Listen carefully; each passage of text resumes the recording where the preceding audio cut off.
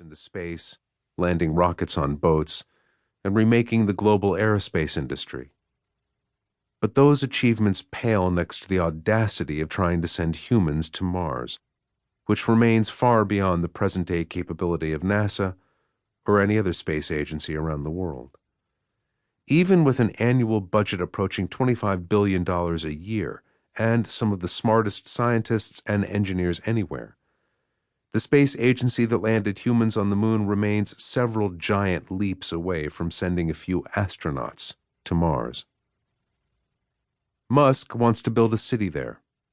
Perhaps it is better to say something inside Musk relentlessly drives him to do this.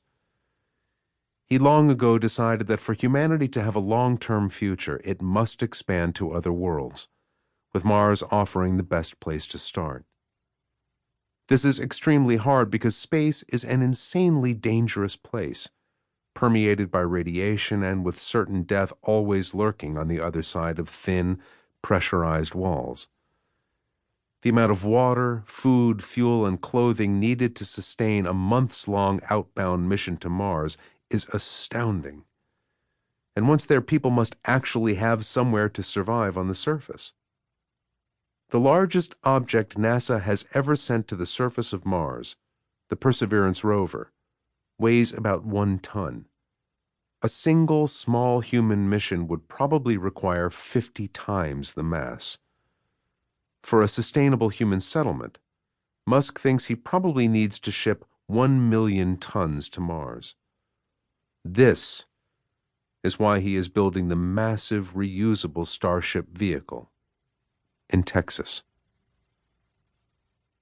In many ways, SpaceX is vastly different today from the company Musk started long ago, but in important ways, it remains exactly the same. With the Starship project, SpaceX has returned to its earliest scrappy days when it strove to build the Falcon 1 rocket against all odds. Then, as now, Musk pushed his employees relentlessly to move fast, to innovate, to test, and to fly. The DNA of the earliest days of the Falcon 1 rocket lives on in South Texas today at the Starship factory. And a huge photo of a Falcon 1 launch hangs in the wall of Musk's personal conference room at the company's headquarters in California. To understand SpaceX, where it aspires to go and why it just might succeed, one must voyage back to the Falcon 1 rocket and dig up the roots. The seeds for everything SpaceX has grown into today were planted during the early days of the Falcon 1 program by Musk. Back then, he sought to build the world's first low-cost orbital rocket. All of the aspirational talk about Mars would mean nothing if SpaceX could not put a relatively simple rocket like the Falcon 1 into orbit. And so, with a burning intensity, he pressed toward that goal. SpaceX began with nothing but an empty factory and a handful of employees.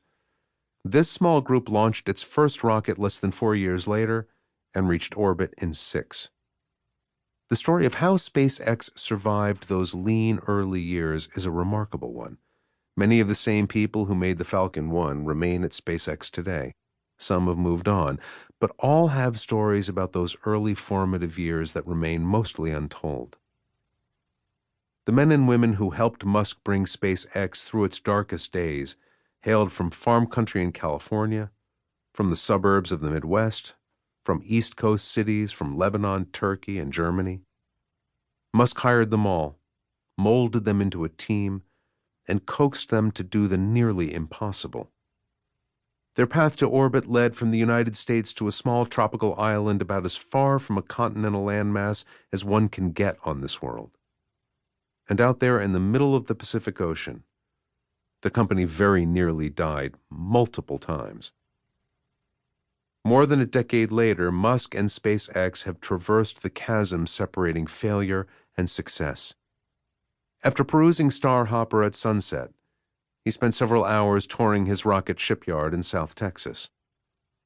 Through the night, as a full moon rose, employees banged and welded and hefted a full-sized Starship prototype from rolls of stainless steel. The hour had reached near midnight when he and his boys emerged from a construction